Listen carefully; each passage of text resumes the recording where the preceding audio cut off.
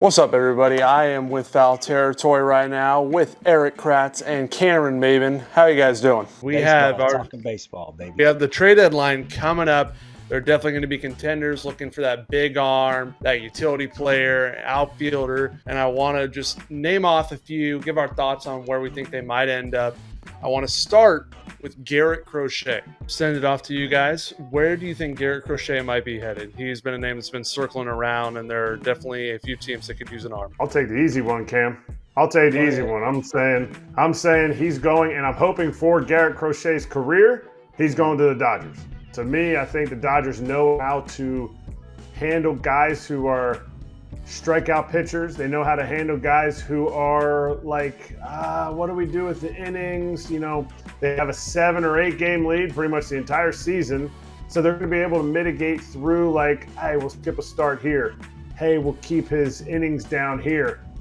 I think it'll be the Dodgers. I think it's going to take a haul to get him, and I think they're the team that's willing to line up for it. I love that, and I think you have to weigh what do teams have to offer when you talk about Garrett Crochet, because that's going to be a guy who's going to require a pretty decent-sized package back. You know, you're not going to be able to get what you may get for Eric Fetty. So for me, you know, I start looking at those teams that have a good return on arms. You know, the Yankees have always had a really good farm system as far as pitching arms go. You're going to need something back for Crochet. And then I look at Baltimore Orioles, a team that is also out there who I think when you look at trying to bolster that staff, bolster that rotation, when you look at the American League East, I think that type of guy would help solidify where they are in the standings, would also give them some rotational depth. Like Kratzy said, you know, I think with a guy where you're approaching those innings limits, you got to kind of figure to put him in a spot where you can afford for him to miss a start, or you can have a 6-man rotation to where you don't put so much stress on him, because you're going to need him going into October. So for me, those are two teams that I think have the return that those other teams will be looking for. So I think those spots would be great landing spots for Crochet. Yeah, I agree with you, Cam. I'm going Baltimore.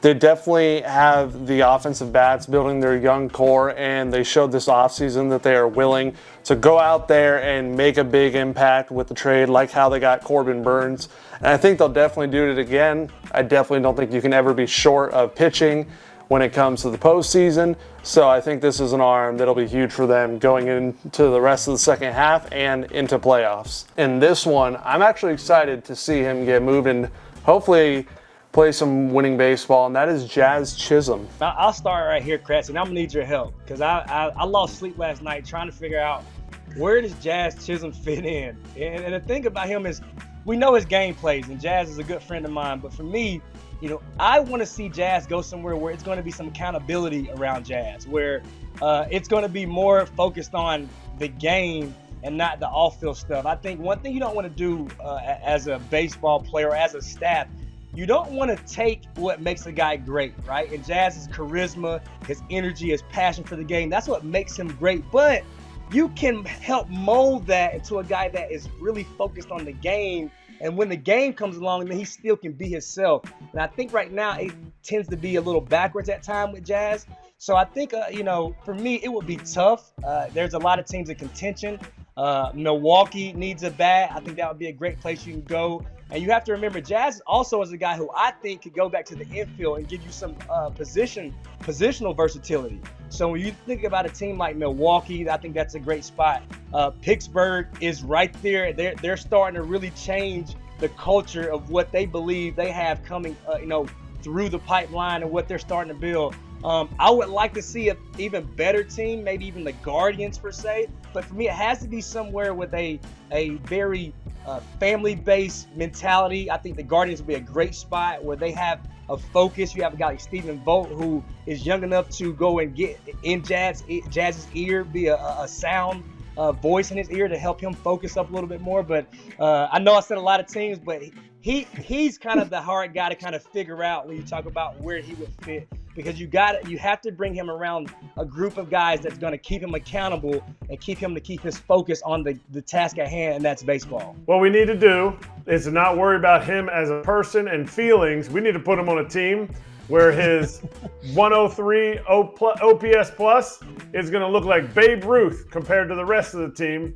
and he's going to the Seattle Mariners. I don't see any other way around it. If he doesn't take the longest flight possible in baseball, and the Mariners are doing something wrong. I love that. I didn't even think about Seattle, but you're right. They desperately needed that bat and missed that bat. Hey, and two, he brings some charisma that I think would help kind of bring a little bit of life and energy to that team. But I think that team has a lot more problems, and I think it starts with their coaching staff. But we'll get into that another time. I want to see Jazz go somewhere where, basically, like you said, Cam, where he can shine and that energy will be shown. And I think that's in a big market. And I think I'm going to have Jazz go into the Yankees. I definitely think he could help them in the outfield, take some pressure off of Aaron Judge in center field, allow him to DH a little more, maybe play a corner outfield. No, Cam. We don't have you. No. We don't have You know what? We're not on that. Not to cut you off, but you make a great point, and I keep hearing Randy Rosarina. Yeah. Well, how about the Dodgers go get Jazz Chisum? Because what they do, as far as, again, I said this in the offseason, they need to go get Teoscar Hernandez. They will fix him. Seattle Mariners, the Seattle Safeco can get into your head. It's a big part. How about Jazz in a Dodgers uniform and what they could do for him offensively? And it's still a big market where he could shine, and his personality is suited for LA. But New York, I'm gonna have to be I'm with Kratzy on this one. I don't know about New York. I did have them 1A, 1B, Dodgers and Yankees, and I was flip-flopping on which one I wanted to go with. And I do agree that it would be one and the same, that you could still see him have that energy in that big market. And I could see it also paying off for the Dodgers. They love their utility players. He could easily be in center. He could go over there and fill in that infield spot until Mookie comes back over either second, and even if you want, maybe throw him at short. I definitely just think one of those big market teams is somewhere where I think he could shine. But you're probably right with all the tradition of the Yankees and the fan base. The Dodgers probably would be a better fit. I'm an Angels fan, and I definitely think we are going to be selling this trade deadline. And one of the guys who was so close to being an all-star, and I believe he will be on the move, is Luis Rengifo. I'm going to go real quick here. Luis Rengifo is going to be a Brewer. They're going to figure out how to add this bat, and I think it is something that they'll be the only position player they're going to get, and people will be like, they don't need it. You always need more bats. They need pitching, but I think for some reason, I think he'll be a Brewer. I got goosebumps. We shared a brainwave. That literally only team in my head that fits Luis Rengifo is Milwaukee Brewers. He's a perfect fit. He plays Milwaukee Brewer baseball, so I think that's a great call, Kratzy. Okay, I have him actually going as a package to Atlanta with Tyler Anderson. With the Ozzie Albies injury, Rengifo is in his final year, and then Tyler Anderson has one more year left on his contract. They also had Max Fried just go to the IL. So I think the Braves definitely want to still contend and keep up with the Phillies, and they're going to need some more talent to fill those injuries, and I believe they'll pull a trigger for a trade for Rengifo and Tyler Anderson. I like that a lot. Let me give one of my ex-teammates some love who I think needs a change of scenery, also out in LA playing for the Angels, and I think he could really bolster somebody's lineup and add some versatility. Brandon Drury needs a change of scenery. He's a winner. Brandon Drury needs meaningful baseball in his life. And when you do that, I think you get the best Brandon Drury possible. So another guy, talk about Yankees needing to bat, first base, third base, could be a little bit of a reuniting for them. But that's a guy too I think has a lot more value than people may realize. Definitely think our team is going to be selling hard this trade deadline. And one guy who has popped up recently, which I was not expecting to see on the trade deadline just because of the season he's been having, is Tariq Skubal. I'll stop you right there. That man ain't going nowhere. The front office with the Tigers is not willing to get fired for trading the American League Cy Young with over a year of control. So I'm sorry. I know I've seen this. I'm not even gonna give you a team. Tigers. You're getting traded to Tigers. Okay. That's fair. That's fair. Like I said, I didn't even expect him to pop up. I didn't expect his name to be out there. Cam, do you agree? I love it, man. Kratzy is spot on. Listen, put it like this. The Tigers made a trade like that. They got rid of arguably the best pitcher of my generation. That's Justin Verlander. And we saw how that turned out for him. That did not turn out well for him. Fans were not happy. it's kind of set them back, so to speak. And then, let me just play devil's advocate.